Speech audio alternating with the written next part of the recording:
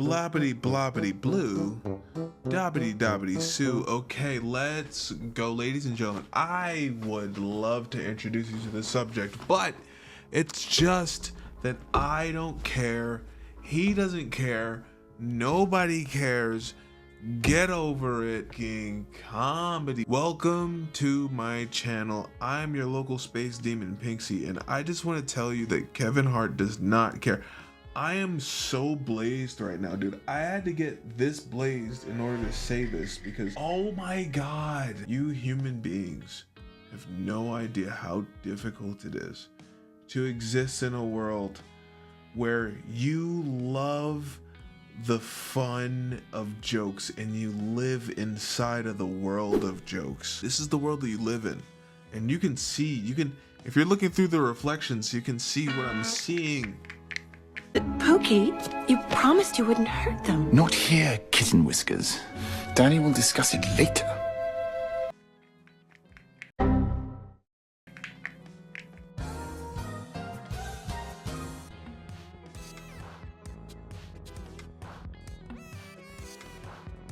If you live inside of a world of jokes and imagination and ideas and just boundless whimsy, and I'm giving that even too much credit that it has for someone to just appreciate a joke. Now, here's the premises of a joke. The first part of a joke is that it might not be real. Maybe. The first part of a joke is, here, I'm serving you a thing. It's like, if you serve me a platter, if you give me a little plate and it says the word racism on it, that's different than saying, hey, you know, it's just two different things. So I feel like it depends on the presentation, obviously. And that's beyond just like, if it's a joke, like, oh my God, not even that specifically, but who cares what anyone is saying? Oh my God. And I know it sounds like maybe it sounds like a cop-out to just be like, who cares? But it's such a who cares thing. Like, I'm telling you, from the heart of hearts, guys, and this is something that I understand might be very difficult for so many people, especially those who are political and understand where Kevin Hart came from and what he represents and all that he does. He can have that and also not care what a joke is, because that's his life. He can disconnect those things. He doesn't have to, the credit that you give his persona doesn't have to be the credit that you give his life. And he reserves the right to not care which thing you give credit to, is the whole thing. And it's a difficult thing to navigate as a public figure, I would presume, people all around the world. Today posted a clip from our interview talking about what he did and did not approve to take place at the roast as far as the jokes. Let's take a listen. Cheryl said, well, Kevin, I don't know, they're saying that I can't say this. I said, who's saying? Cheryl, you're gonna do whatever the you want. That's why you're here. They also said that you saw the jokes beforehand. Why am I reading jokes beforehand? I don't You so the I boss. can That's not what people laugh, think. so I can be in the chair? Because you're in charge. Yeah, you're in charge, so people think that everything falls back on you. You're not acting as a know wall and do wall at the top. Comedians, I need to see everything y'all doing before y'all. That's not what comics do. Like, you're taking away the fun of the roast.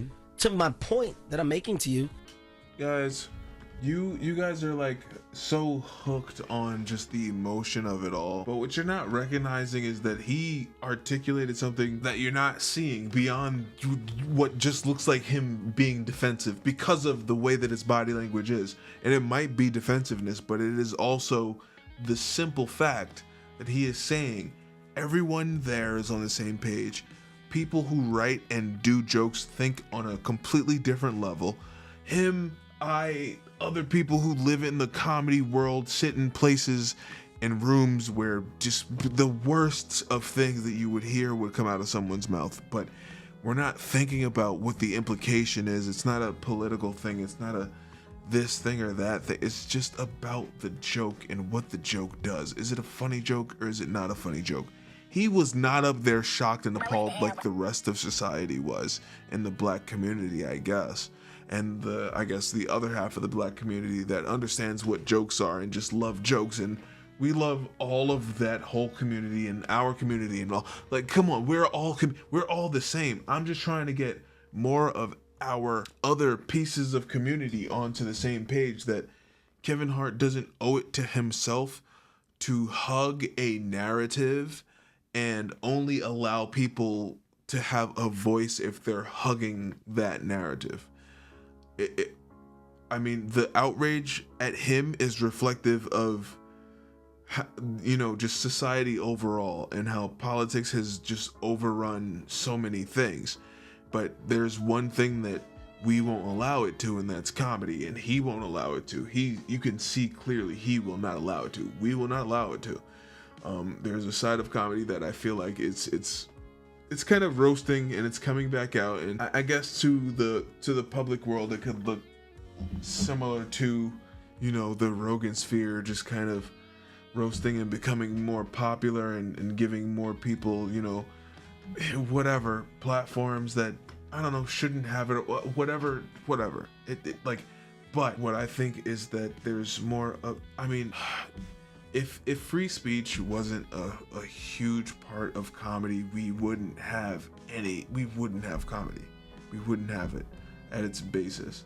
Your comedians' favorite comedians are those who, we're word experts, and we're doing idea experts and thinking about society, speaking about society. So, and the ones that weren't also were, and even if they weren't, they fucking were just legends, okay? And who cares? Also, who cares? If you're laughing, who cares? Rule number 1 of comedy: if you're laughing, who cares? Can we do that? Is that fair?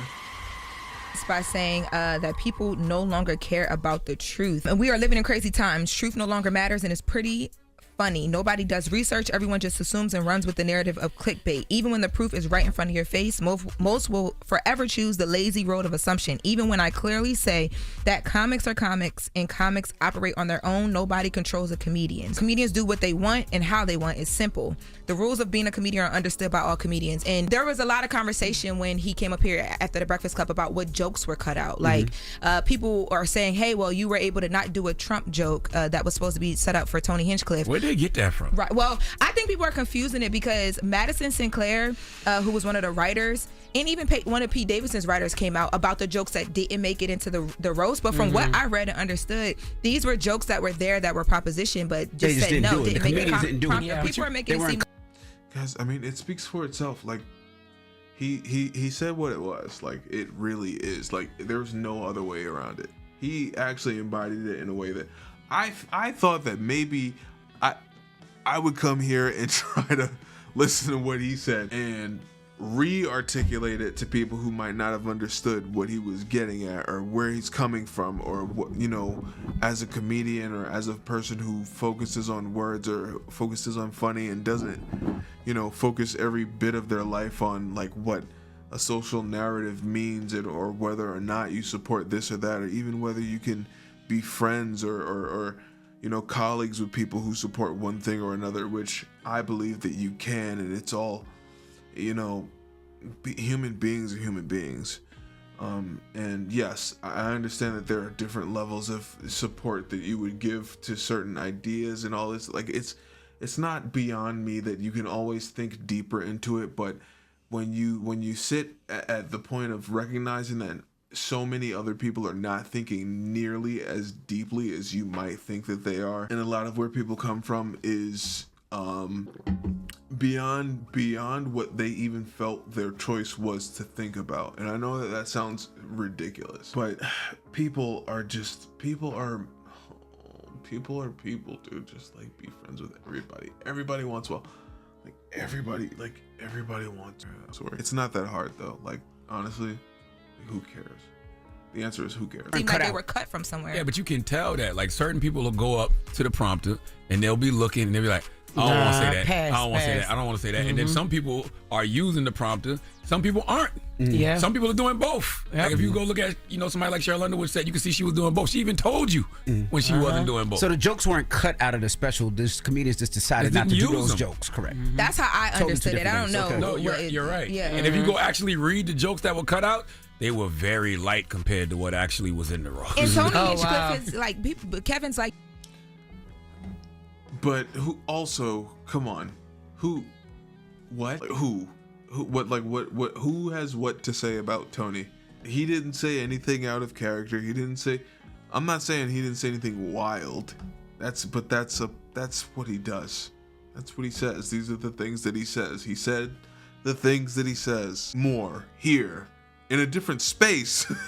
And that's the thing that I think for those who like sit in our sphere of like just comedy circle, knowing what it is and looks like we don't look at what he said anytime then or any real time and say like, man, he's like, something's wrong, or like something, like we just don't have that sense. So, you know, I can get why I can't get it. I can't get it. I think my brain has disconnected from what a joke means.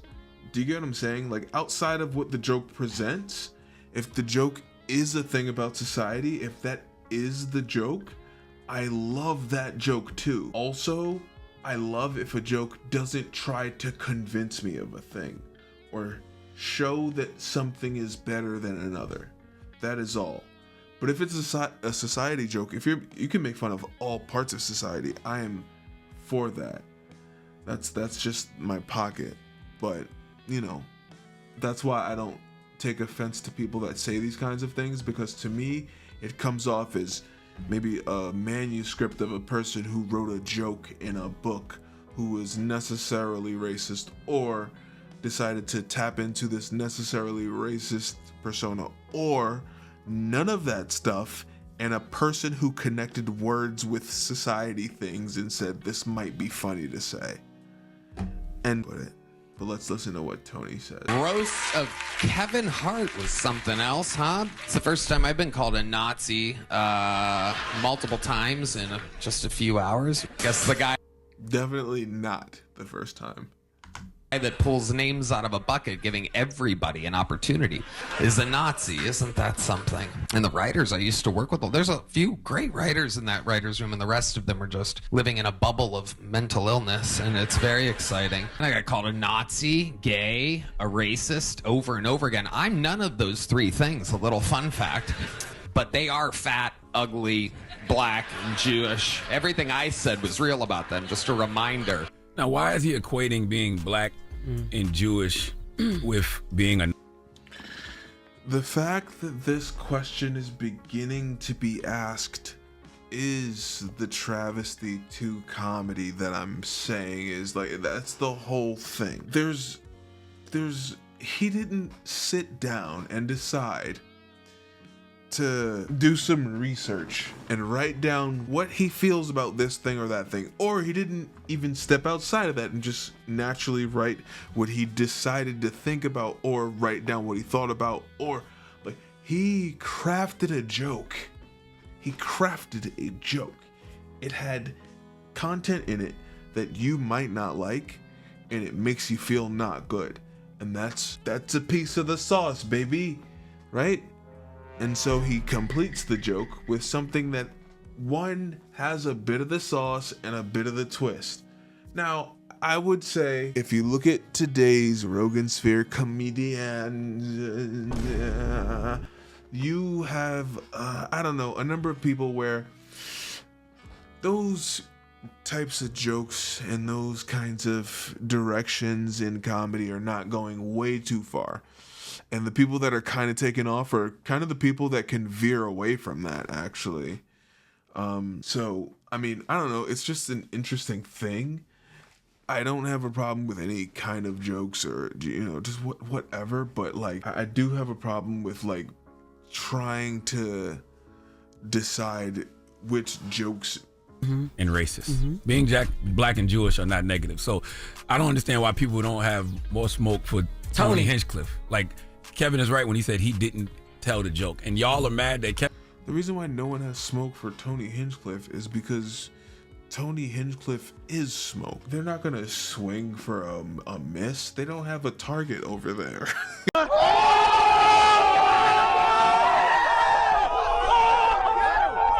There's nothing to do. Anything that they're thinking about or looking at, as far as these comedians that have a problem with, or they think have a problem with, or have narratives that support, or anything that they have just negative, Tony Hinchcliffe embodies all of that. That's why no one has smoke. You can't have smoke for what feels like an entire, at least quarter, if I'm being like humble, quarter of comedy narrative, if I want to like cut comedy narrative as like a corner of anything. And I do want to give Tony Hinchcliffe that credit for kind of creating, and not to his credit for like intending on it at all. And I wouldn't say that he did or does or whatever, and I also don't care, but just for creating that space. Oh my God, for just people to for people just to say, bro, they can just say whatever they want to say. They can say, name 10 podcasts or any programs that you watch where anyone can say whatever they want to say. Your number one favorite podcast is run by the big man, and even they can't say the things that normal people feel. And we know that they feel, but they're not allowed to say, guys. And that's the whole thing. You don't want a fake news article, right? You don't want people to lie to you. You also don't want people to kind of like tell you the truth in a nudgy way even sometimes. Sometimes you just want to make a joke about that. Sometimes I'm making a joke that makes you think that I'm saying we're on the same page. But I'm just crafting a joke. And I'm using it now. I might just use it now where I feel like it benefits me. But I also might say, you know what, let me try this joke out in a space where I don't know if this is gonna go over well. People are not hearing me. Maybe if I say this thing, they might warm up to where I've been and what I do. And then I say, hey, you know, whatever. And yeah, I don't know. I don't know why people, well, I get why people do it.